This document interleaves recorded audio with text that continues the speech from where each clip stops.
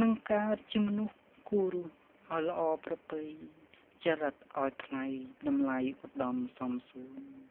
ប្រសិទ្ធៈអយុ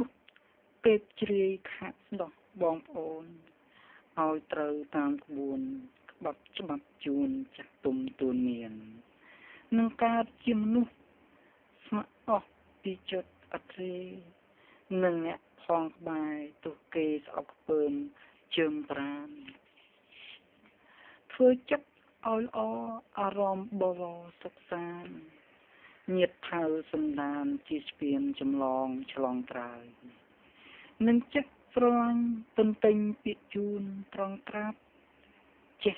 បង្គាប់ស្ដាប់រាល់ច្បាប់សេចក្តីនៃឆ្លងឆ្លើយមើលខ្លួនឲ្យសពគំរូបន្តបង្កើយបងប្អូននេះហើយមិនឡើយប្រងើយនឹងអ្នក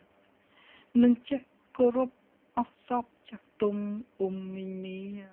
បណ្ឌិតប្រាជ្ញការគ្រូបាប្រដៅចំជាលើកយុគម៉ែពុកឲ្យដល់ទីសុខប្រជាបានជាពុំអ្នកដំណាក់ទីពឹង